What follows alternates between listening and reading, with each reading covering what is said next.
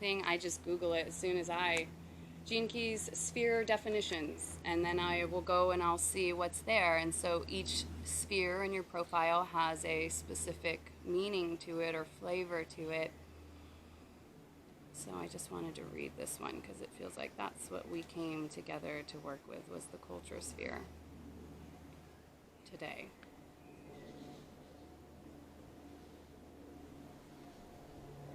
And I really am feeling gladly available to do as many of these group gatherings that any of you guys are interested in doing, to work on this information with each other, especially during this month as we're moving through something super fast. And then I do personal one-on-one things as well, but if there's group interest, we can keep it like that, and that's great. Okay, the 11 spheres, we're going to go into the culture sphere. And you can look at your personal, chart and see this culture sphere and see what code you have there as well. You might even look in your chart and see if you have the 55 anywhere, because that's really what we're talking about right now. But in your culture sphere specifically, so we're imagining that we're working with a collective culture sphere. The gene key of your culture shows you, and we're working with this 55, it's the prophecy of the new time. The gene key of your culture shows you how you best fit into the social fabric of the world. In your pearl sequence, the shadow of this gene key directly blocks you from manifesting prosperity. So right now we're looking at that as the shadow of victimization is directly blocking us from planetary prosperity. The planetary shadow of victimization is blocking us from planetary prosperity.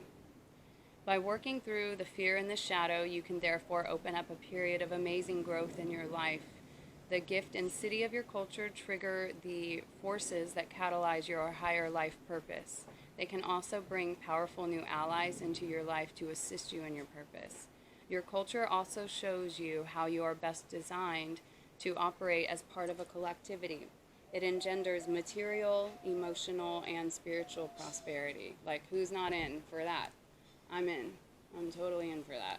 So we're going straight to, you have your individual code that you know is there, and then today we're just in agreement that we're working on this to bring it to all of humanity as a collective code. So this is connected to the solar plexus, where we're talking about this mutation taking place. And I just want to read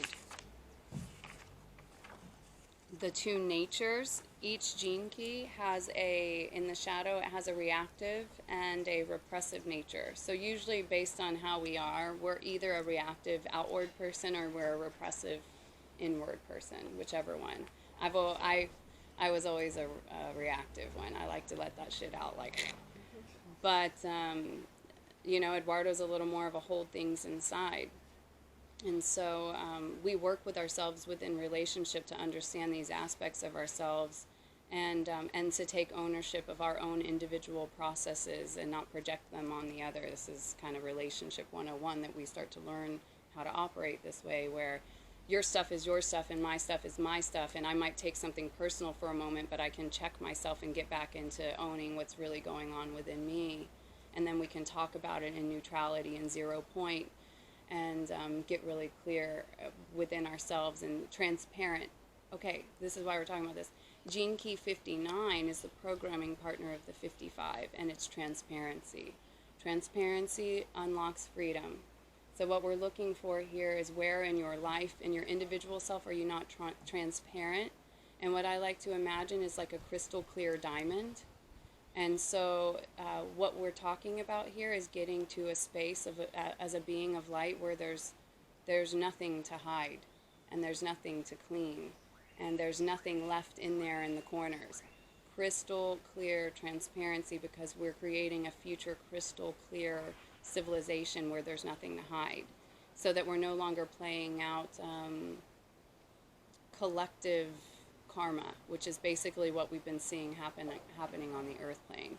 So we're kind of individually going, I'm ready to leave the stories behind to unlock the gates. I'm ready to transcend my my personal emotional nature to see it more as a collective emotional nature, to then eventually bring us to this transparent state where we've stilled the waves of the emotions.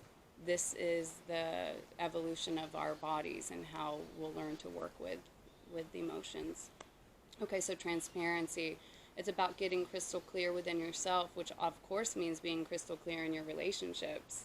Like if there's anything your partner doesn't know about you, or you're going through, or they're going through, and you guys aren't talking about it, there's a problem there. This is an absolute mandatory requirement that we're all very crystal clear and transparent with our mothers and our fathers and whoever we're having relationship with. We're learning how to be transparent. This is an opportunity to get crystal clear. This will eventually unlock the freedom that we're talking about. Okay. Oh, and speaking of that, let's talk about this again. Faking freedom.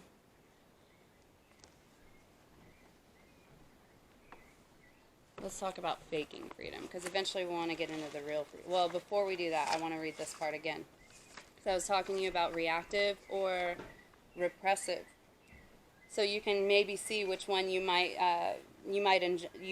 hold more often than the other. But the repressive nature is complaining. The 55th shadow of victimization has two main forms of expression. The repressive nature manifests as complaining. Complaining is an unconscious mindset in which one makes oneself the central victim within one's own drama. Every time one complains, outwardly or internally, one effectively disempowers oneself. Every time one complains, one disempowers oneself. The repressive nature tends to complain inwardly, taking a pessimistic view of life, whereas the reactive nature tends towards finding a specific external target to blame. When one gets caught in the frequency of complaining, one is caught in the net of the drama of life, the Maya. And I don't know if you guys know, another word for the Maya is the illusion of everything, and how serious we take these things sometimes. The energy of the complaint itself serves to strengthen the illusion that life is so very hard. Apart from reinforcing itself in this way, complaining also causes sustained general wear on our physical organism. Freedom occurs when we see through our deepest unconscious patterns to the heart of this energetic. See through our deepest unconscious patterns. So may that be the prayer, that all of humanity starts to wake up and they start to see through their unconscious patterns. All of us here and all of humanity. I always like to add that at the end of anything that I do for myself. Whatever I'm doing for me, I'm doing for all of humanity. The reactive nature is blaming. The other common form taken by the 55th shadow is blame. The reactive nature externalizes its complaints by specifically blaming something or someone else. When we blame another, we fire an arrow that removes self-responsibility for our situation. In this sense, we invest aspects of ourselves within other beings, giving away our true power and presence. All blame is an expression of anger, projected outwardly, but in this sense it is not pure. Pure anger is a release of the primal energy of fear that may be triggered by an external source, yet does not target the source. The moment one blames another, one is again the victim of one's own drama.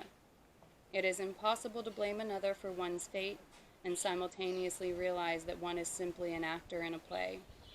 The very act of seeing through the seriousness of life releases the energy of blame.